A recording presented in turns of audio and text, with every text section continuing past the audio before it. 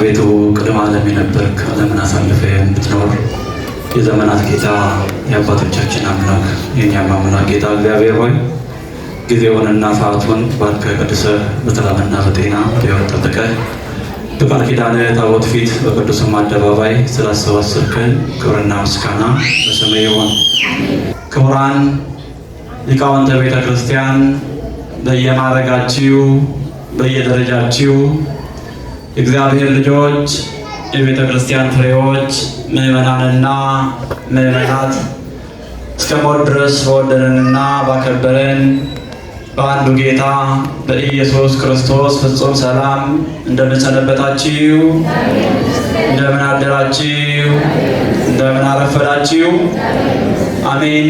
በተወደደው ሰዓት የጠራን በማዳኑም ቀን የረዳን ኃጢአታችንን ተጠይፎ ከእጆቹ ንቅፍ ውስጥ አውጥቶ ያልጣለን በጎ ስጦታ ፍጹም በረከት መድኃኒት ኢየሱስ ክርስቶስ ክብርና ምስጋና ለስም አጠራሩ ይሆንልን። ጉባኤውን የሚያሞቀው እሳት እግዚአብሔር መንፈስ ቅዱስ በልማድ ሳይሆን በእምነት የምንሰማበትን የልቡናችንን ጆሮ ይክፈትልን። እኔም ቆሜ እንደማር እናንተም ተቀምጣችሁ የእርሱን ድምፅ በጋራ እንድንሰማ ጊዜውን ስለሰጠን ክብር ሁሉ ለእርሱ ይሆን። እንደ እግዚአብሔር አምላካችን ቅዱስ ፈቃድና ሐሳብ ባለችን ጥቂት ጊዜ የምንማማርበት የትምህርታችን መነሻ ርዕስ አድርገን የምንነሳው አድነኝ ሲል ጮኸ በሚል ኃይለ ቃል መነሻነት ይሆናል። የማቴዎስ ወንጌል ምዕራፍ 14 ቁጥር 31 ላይ የምናገኘው ኃይለ ቃል ነው። ፀሐዩ ኢየሱስ ክርስቶስን ያየንባት ሰማይ እናታችን ቅድስት ድንግል ማርያም ስለ ሁላችንም በልጇ ፊት ትቆምልን። አድነኝ ሲል ጮኸ። በዚህ ኃይለ ቃል ውስጥ ያለውን ታሪክ ከአራቱ ወንጌላውያን መካከል ሦስቱም ወንጌላውያን ጽፈውታል።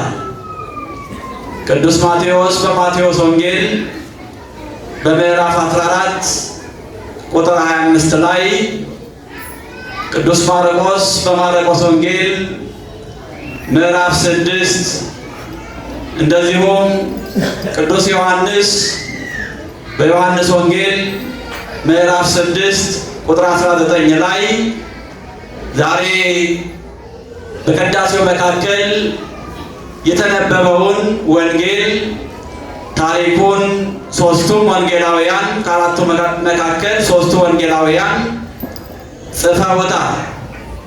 ጌታችን መድኃኒታችን ኢየሱስ ክርስቶስ ለስም አጠራሩ ክብር ይግባውና 2 ዓሣ 5 እንጀራ አበርክቶ ይከተሉት ለነበሩት ሕዝብ እንዲሁም ደቀ መዛሙርቱን ለሁሉም አበርክቶ ከመገበ በኋላ ደቀ መዛሙርቱን እንዲህ ሲል አዘዛቸው ይላል።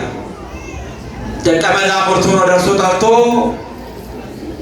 ወደ ማዶ እንዲሻገሩ አዘዛቸው። ደቀ መዛሙርቱም በጥብርያዶስ ባህር ታንኳቸውን አንስተው ጉዟቸውን ሲጀምሩ ጌታ መድኃኒተ ዓለም ኢየሱስ ክርስቶስ ደግሞ ሊጸልይ ወደ ተራራ ወጣ ይላል። ቀን ሲያገለግል ሲያስተምር፣ ድዌ ሲፈውስ፣ ዕውር ሲያበራ፣ ጎባጣ ሲያቀና፣ ድውያነ ነፍስን በተአምራት፣ ድውያነ ሥጋን በተአምራት፣ ድውያነ ነፍስን በትምህርት እየፈወሰ ይውላል። ሲመሽ ደግሞ እንዲሁ ይጸልያል። ለአገልጋዮቹ ለደቀ መዛሙርቱ እናገለግላለን ብለው ከሱ በኋላ ለሚነሱ አገልጋዮች በአጠቃላይ ምሳሌ ለመሆን ነው። እናንተ ቀን የምታገለግሉ፣ በቅዳሴው የምታገለግሉ፣ በተለያዩ የአገልግሎት ዘርፍ የምታገለግሉ ቀን ስታገለግላላችሁ፣ ማታ ደግሞ ስለ አገልግሎታችሁ መቃናት፣ ስለ አገልግሎታችሁ ስኬት፣ ስለ እናንተ መተላለፍ፣ ስለ ድካማችሁም እንዲሁ ሌሊት በጸሎት እንድትተጉ ሲል ምሳሌ ሊሆነን ቀን ያገለግላል፣ ያስተምራል፣ ተአምር ያደርጋል፣ ሌሊት ደግሞ ይጸልያል። እሱ ወደ ተራራ ወደ ጸሎት ሲወጣ ደቀ መዛሙርቱ ምሽቱን ጉዟቸውን ጀመሩ በጥብርያዶስ ባህር። በዚህ ጉዞ ላይ ፈተና ገጠማቸው። ጉዟቸው የተሳካ እንዳይሆን መንገዳቸው ላይ ፈተና መጣባቸው። ያ ፈተና ምንድነው? ቃሉ የሚነግረን ታላቅ ነፋስ ተነሳ ይላል። ባህር ላይ የሚነሳ ነፋስ አደጋው ከባድ ነው። እንደምታውቁት፣ እንደምንሰማው፣ እንደምናየው አይደለም ጀልባ ለመርከብም ከባድ ነው። ይገለብጣል፣ ያሰጥማል። ነፋስ ባህር ላይ ሲነሳ ያስጨንቃል። ለምን? የብስ አይደለም፣ መሸሻ የለም። አመልጣለሁ ተብሎ የሚታሰብበት አማራጭ መንገድ የለም። ባህር ነው። ከታንኳ ከወረዱ መስጠም ነው። በዚህ ተጨነቁ። በሚችሉት መጠን ከነፋሱ ለመዳን በሚችሉት አቅም ዕውቀታቸውን፣ አቅማቸውን ተጠቅመው ማዕበሉን ለመከላከል ሞከሩ። ነፋሱን ለመከላከል ሞከሩ። ግን አስጨናቂ ነበር። ሁሉን የሚያውቅ መድኃኔዓለም ጭንቀታቸውን አየላቸው። ባለበት ቦታው ነው። የሁላችንንም ጭንቀታችንን ይይልን። ባለበት ቦታ ሆኖ ጭንቀታቸውን አየላቸው። ለልጆቼ መድረስ አለብኝ፣ ጀልባ አንጡልኝ ሳይል ያለው እርሱ ተራራ ላይ ነው፣ የብስ ላይ ነው። ልጆቼ ጋር ለመድረስ ጀልባ መርከብ ያስፈልገኛል ሳይል በባህሩ እየተረማመደ እየረገጠ መጣ ወደ እነርሱ። እነሱም ተደነቁ ይላል። በጭንቀታቸው ሰዓት ያስጨነቃቸውን ሊያስወግድላቸው፣ ሊያሰጥማቸው አፉን የከፈተውን ባህር እሱ ግን እየረገጠው መጣ ይላል። መከራችንን ይርገጥልን። እየረገጠው መጣ። ለእኛ የሚያስጨንቀን ነገር ሁሉ የእግዚአብሔር ልጆች ከእኛ በላይ ሊሆን ይችላል። ከእርሱ ግን ከእግሩ በታች ነው። እርሱ የሚረግጠው ነው። ለእኛ የሚያስጨንቀን፣ ለእኛ የሚያሸንፈን በእርሱ ዘንድ ግን የተሸነፈ ነው። ጨለማ አያሸንፈውም። ጨለማ የማያሸንፈው ብርሃን ነው እሱ። ማዕበል አያሸንፈውም። ማዕበሉ የሚታዘዝለት የማዕበሉም አምላክ ፈጣሪ ነው እሱ። ነፋሳትን አይበግሩትም። ነፋሳትን ከመዛግብታቸው አውጥቶ የሚያዛቸው እሱ ነው። የሁሉ ፈጣሪ እሱ ነው። ለእኛ የሚያስጨንቁ የምንላቸው አስጨናቂ ነው እሱ። በፊቱ የሚያስጨንቀንን ነገር ብቻ ማኖር ነው። የእግዚአብሔር ልጆች ወደ እሱ መጮህ ብቻ ነው የሚያስፈልገው። በመከራህ ቀን ጥራኝ እኔም ማድንም አለው አንተም ታከብረኛለህ ይላል የዳዊት መዝሙር 49 ቁጥር 15 ላይ። በኤርምያስ የትንቢት መጽሐፍ በምዕራፍ 33 ቁጥር 3 ላይ ወደ እኔ ጮህ ይላል እኔም አድንሃለሁ። ሊያድነን ወደሚችለን አምላክ፣ ወደሚቻለው አምላክ ከኛ የሚጠበቀው መጮህ ብቻ ነው። ይህ ለአንተ ቀላል ነው። ለአንተ መፍትሄው ቀላል ነው። ለእኔ ግን ከባድ ነው። ሸክሜ ለእኔ የከበደ ነው፣ ለአንተ ግን ቀሊል ነው። እነሆ በቃልህ መሰረት ሸክሜን በፊትህ አኖራለሁ፣ ቀንበሬን በፊትህ አኖራለሁ፣ ሰብረህ ታሻግረኝ ዘንድ ይቻልሃል ብሎ በእምነት ማኖር ብቻ ነው ከኛ የሚጠበቀው።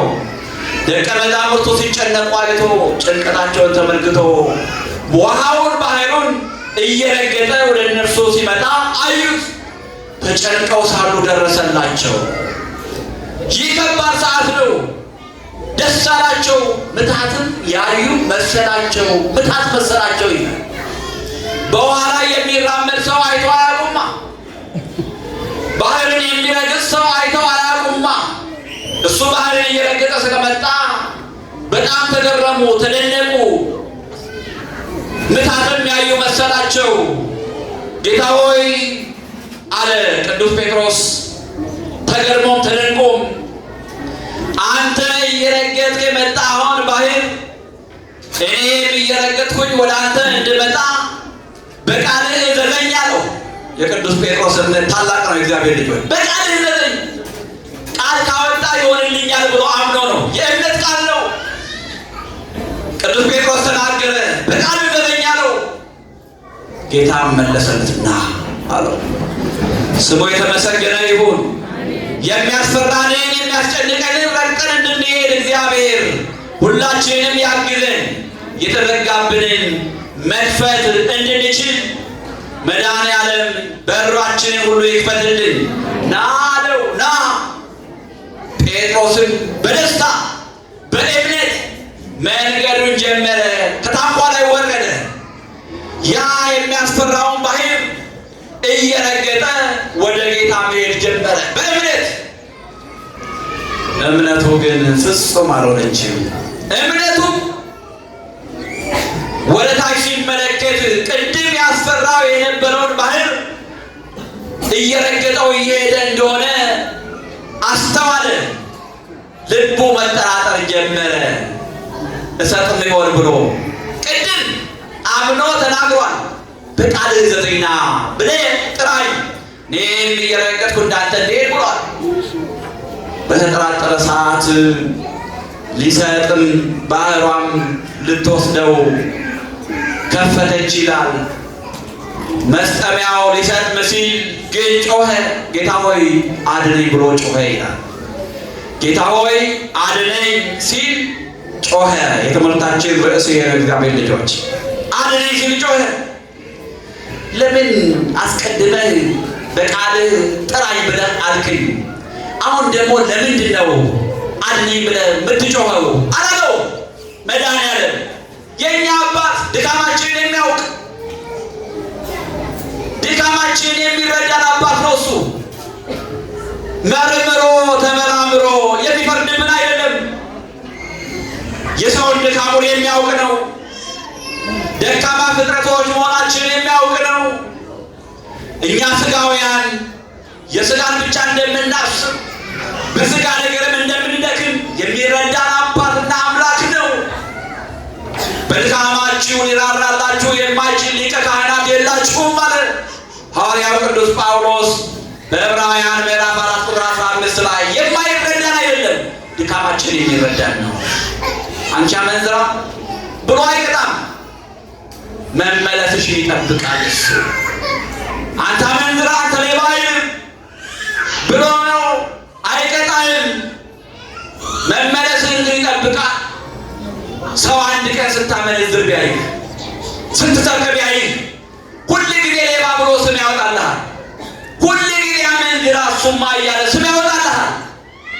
አንተ ግን አንድ ቀን በንስሐ ከእሱ ጋር ከታረቅ መድኃኔዓለም ታርቆሃል። አንድ ቀን ብትታረቂው ማረኝ ብትዩ እሱ ምሮሻል። ሰው ግን ሁል ጊዜ ስምሽን ይጠራል፣ ስምህን ይጠራል። ከእሱ ጋር ግን ታርቀሃል። እንዲህ የሆነ አባት ነው። ስንመጣ የሚቀበለን እጁን ዘርግቶ የሚያጉረመርም አይደለም። የጠፋው ልጅ ምስክር ነው ለዚህ ቃል። የሉቃስ ወንጌል 15ኛው ምዕራፍ ተመልከቱ። የጠፋው ልጅ ምሳሌ እሱ ነው የእግዚአብሔር ልጆች እጁን ዘርግቶ አባቱ ያን ወንጀለኛ ልጅ እንደተቀበለው እኛ ወንጀለኞች ብንሆንም እኛ በደለኞች ብንሆንም እኛ ኃጢአተኞች ብንሆንም አመንዝራዎች ብንሆን ሌቦች ብንሆን የተለያየ ወንጀል ኃጢአት ቢኖርብን እባክህ ማረን፣ ይሄ ለሞት የሰጠ ሰውነት ደካማ ሥጋ በፊት በድሏል፣ ምሕረት ይደረግልኝ ብለን በፊቱ በተንበረከክን ጊዜ መሐሪው አምላክ ቀና የሚያደርገን ነው። ዳግመኛ አትበድል ይላል። ደግመሽ አትበድል ይላል። ታስታውሳላችሁ በዮሐንስ 8 ላይ ስታመነዝር ተገኘች ሴትዮዋ። እነዛም ያዩ ሰዎች እጅ እግሯን እያዳፉ ይዘው እያዳፉ አመጡ ወደ እርሱ። ሙሴ በመጽሐፍ ራስ የነገረን ያስቀመጠልን ታሪክ አለ። ሲያመነዝር የሚገኝ ስታመነዝር የምትገኝ በድንጋይ ተወግራ ትገደል ይገደል የሚል ሕግ ጽፎልናል። አንተስ ምን ትላለህ አሉት። እሱማ ምን ይላል? ጎንበሳ የኛ አባት ከእናንተ መካከል ንጹሕ የሆነ ቢኖር በድንጋይ ወግሮ ይግደላት ብሎ ምድር ላይ ጻፈ። ያንን ጽሑፍ ከሳሾች አዩት፣ አነበቡት። ከዛም በኋላ ግንባራቸው ላይ እያንዳንዳቸው ኃጢአት ተጽፎ አንዱ የአንዱን ኃጢአት ያነብ ጀመረ ይላል። ከዚህ በኋላ በተከሳሽ ፊት መቆም አልቻሉም። ለምን? የእያንዳንዳቸው ኃጢአት መድኃኒዓለም አወጣ ግንባራቸው ላይ። በውስጣቸው ያለውን ለምጽ መድኃኒዓለም አውጥቶ ግንባራቸው ላይ አንዱ የአንዱን እንዲያነብ አሳያቸው። ከዚህ በኋላ ከሳሽ እንዴት ከሳሽ ይሆናል? የመክሰስ ሞራሌት አለው። ተከሳሹም ከሳሹም እኩል ሲሆን አንዳንድ እያሉ ጥለዋት ሄዱ ይላል። እግዚአብሔር ልጆች ማሪው ምሕረት በጠየቅን ጊዜ ማረን ባለ ጊዜ ራራልን ባለ ጊዜ ያኔ እሱ ልቡን መልስ የሚያደርግ አባት ነው። አንቺ ሴት ዳግመኛ አትበድይ አልፈርድብሽም አለ፣ ሸኛት። እንዲሁም በሌላ ምዕራፍ ቡችሎች የጌቶቻቸውን ፍርፋሬ የተቀደሰውን ለውሾች አትስጡ ይላል አላት። እሷም ስትመልስ እንዲህ አለች፣ ጌታ ሆይ ቡችሎችም እኮ የጌቶቻቸውን ፍርፋሬ ይበላሉ አለች። ምን ማለት ነው? የምህረትን የይቅርታን ታናሽ ፍርፋሪ ይደረግልኝ። ታላቁን ምህረትን አይደለም ጥቂቱን፣ ለሁሉ ብዙ ያረከውን አይደለም ለኔ ጥቂቱን፣ ለሁሉ ካደረከው ጥቂቱን ምህረት ይቅርታ። እኔ ቡችላህ ነኝ፣ አንተ ጌታዬ ነህ። የምህረትን ፍርፋሪ ብቻ ነው ለምነው አለችው ልቡን። በዚህ ቃል ንስሐ አድርጎ ተቀበላት፣ ምህረት አደረገላት። ዛሬም እኛ የእግዚአብሔር ልጆች የትኛውንም አይነት በደል ኃጢአት ይኖርብን፣ ክፋት ይኖርብን፣ እንዴት አይኖርብንም? ይኖርብናል እንጂ ሰው ሆኖ የማይበድል ማን አለ? ማን ነው ንጹሕ? ማን ነው ቅዱስ? ሰማይና ምድርን በፊቱ ንጹሐን አይደሉም። እሱ እግዚአብሔር ነውና ምሕረቱ በዝቶልን ዳዊት ምን አለ? በምሕረትህ ብዛት ወደ ቤትህ እገባለሁ፣ ወደ ቅድስና መቅደስ እገባለሁ። አሁን እዚህ ጋር ያለነው ሁላችንም በምንድን ነው? በምሕረቱ ብዛት። በጽድቃችን አይደለም፣ በበጎነታችን አይደለም፣ በመልካም ነገራችን አይደለም። ቢያየንማ እንዳያለ በደል አልፈረደብንም እንጂ አልበየነብንም እንጂ ቢያየንማ እንደ እያንዳንዳችን ስራ ቢመለከትማ እኛ ማንን እዚህ ጋር የምንቆመው? እኔስ ማን ነኝ? ቤቴስ ምንድን ነው? የዓመቱ አለቃም ወደ ቤቴ ትገባ ዘንድ ቤቴን አልቆጠርኩትም፣ ቃል ብቻ ተናገር ነው ያለው። ከእኛ የሚጠበቀው በደለኛ ነኝ፣ ኃጢአተኛ ነኝ። በደል ኃጢአት በውስጤ አለ። ምሕረት ይቅርታ ይደረግልኝ ብለን ስንል እሱ የይቅርታ የምህረት አባት ነው። ቅዱስ ጴጥሮስ ለምን ተጠራጠርክ ብሎ ነው አድነኝ ብሎ ሲጮህ እጁን ዘርግቶ አዳነው። የሁላችንንም በደል ኃጢአታችን ሳይመለከት የምህረት እጁን ዘርግቶ ያድነን። ምድራችንን ዓለማችንን ሰላም ያደርግልን። ሲነጋ ሲመሽ የምንሰማው ጦርነት ነው። እዛ ጋር ጦርነት ነው፣ እዚህ ጋር ጦርነት ነው። ጦርነት ተጀመረ፣ ሊጀመር ነው። ጭንቀት ነው፣ ተጀመረ፣ ጭንቀት ነው። መሪዎች በአጠቃላይ ልባቸው ተሰውሯል በዚህ ዓለም በሚያልፍ ነገር። የሚማግዱት ደግሞ የድሃውን ልጅ ነው።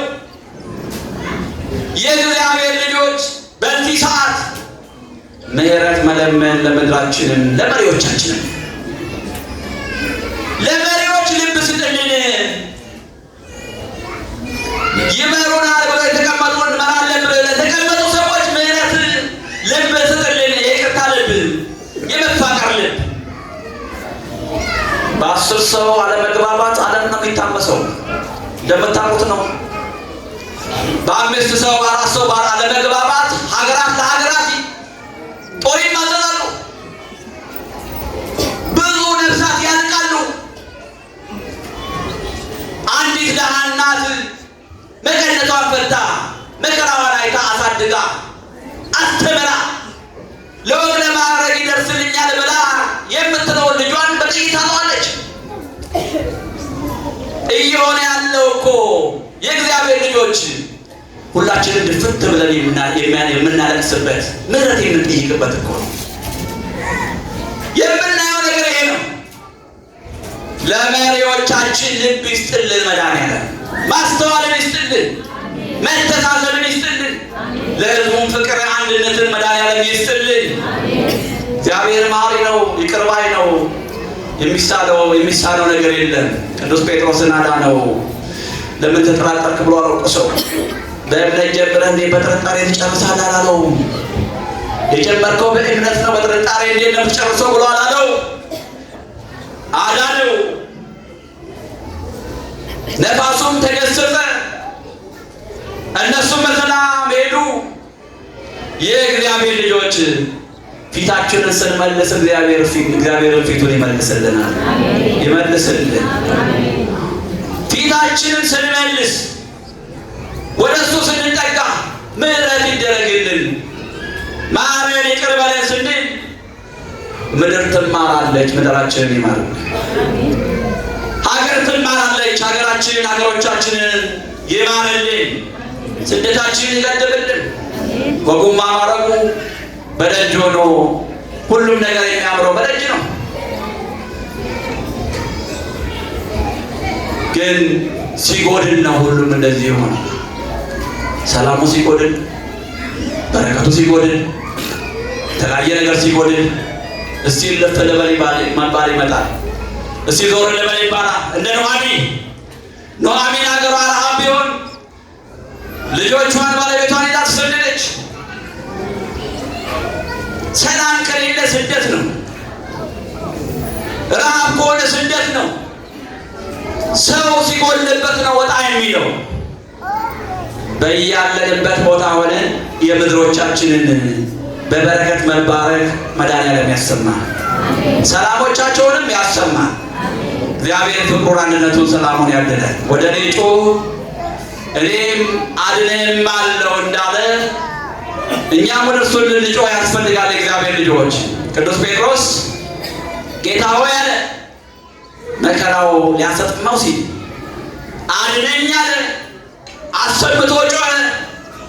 ጌታም አዳነው።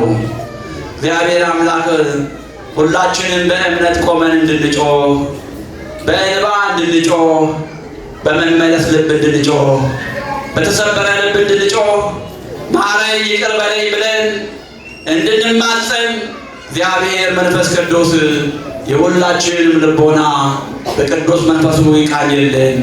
አምላከ ቅዱሳን የሁላችንም መተላለፋችን ይቅር ብሎ በምሕረቱ በይቅርታው ሁላችንንም ያስበን ያስተማረን የመከረን የቅዱሳን አባቶቻችን አምላክ ጌታ እግዚአብሔር ስለማይነገር ስጦታው ክብርና ምስጋና ለስም አጠራሩ ይሆንልን።